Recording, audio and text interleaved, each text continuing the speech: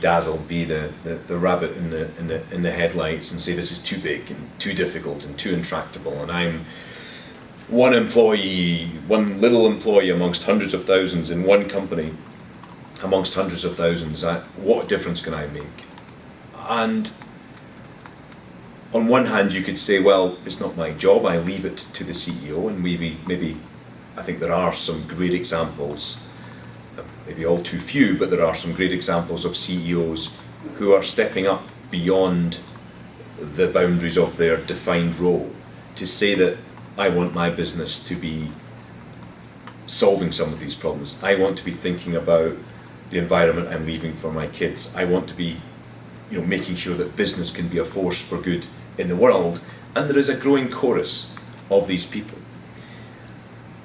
But 99% of us won't make it to CEOs, myself included. Maybe I'm a CEO of a little bit of a company. But you don't have to get to the top of the chain before you can start to make action.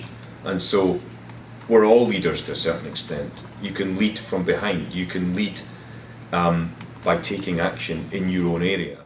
The actual reason I've been in New York this week is around an event, a 3-day event called the Intrapreneurship Lab. This is about taking that social enterprise mindset and bringing it inside the corporates and finding the change makers, part change maker, probably part troublemakers as well in some companies, who are trying to bottom up or middle up drive change within their organizations, to do small but significant change. Working, you might be within a supertanker, but if you can turn a supertanker 1 degree in a different direction, then the impact downstream is perhaps worth 1,000 of these little startups. So this week we've seen these leaders. They're not CEOs, none of them are CEOs. They may have a supportive CEO, and that's something that I think CEOs need to recognize, that there is innovation, positive social innovative talent in their means that might actually help them make more money at the end of the day. If they can embrace this mindset, support these people, allow them to be successful, and ensure that the corporate doesn't inadvertently snuff these things out. Because that innovation potential and embracing that change-making talent is, I think, what's going to be one of the main success factors for companies in the future.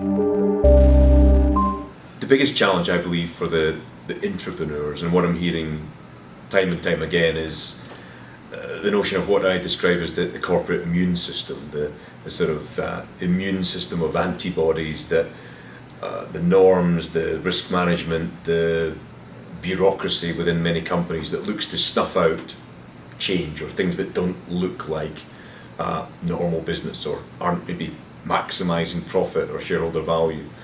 And this is a challenge, I think, for many, and how you overcome that, how you get leaders, godparents you might sometimes describe them as, to support and nurture this talent, to help them navigate and protect them and provide the air cover from this immune system, is going to be really important if we're to allow these things to scale and have their full potential. Social Entrepreneurship and All That Jazz is a great book by David Grayson around, he uses the jazz metaphors around jazz improvisation can be applied in businesses, if you will, and he talks about the term godparents. And no, not every entrepreneur will have a godparent, but you might start to think about getting one if you don't have one at the moment. You might want to start learning from each other and what techniques and successes a certain entrepreneur has had in one company might be able to be applied to another.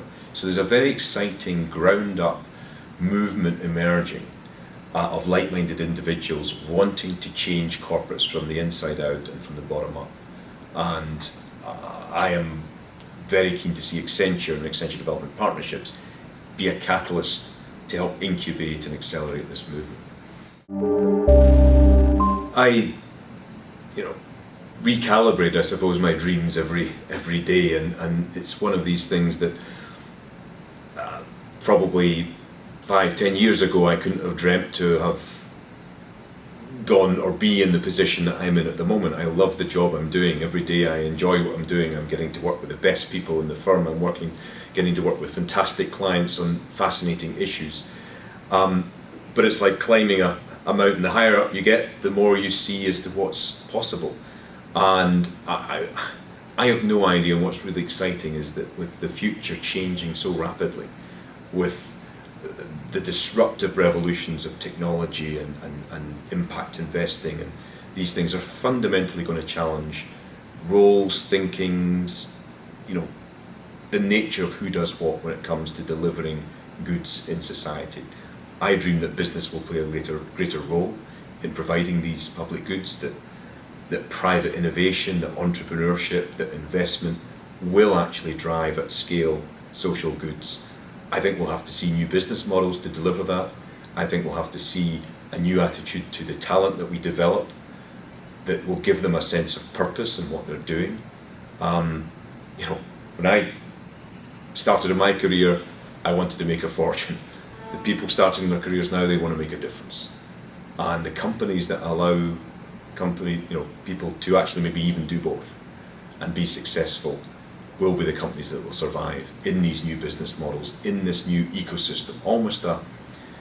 I would almost say a fourth sector that starts to take the best of business, the best of non-profits, maybe the best of governments, and create a sector that is for purpose and qualitatively different from what is public, private, or for-profit at the moment.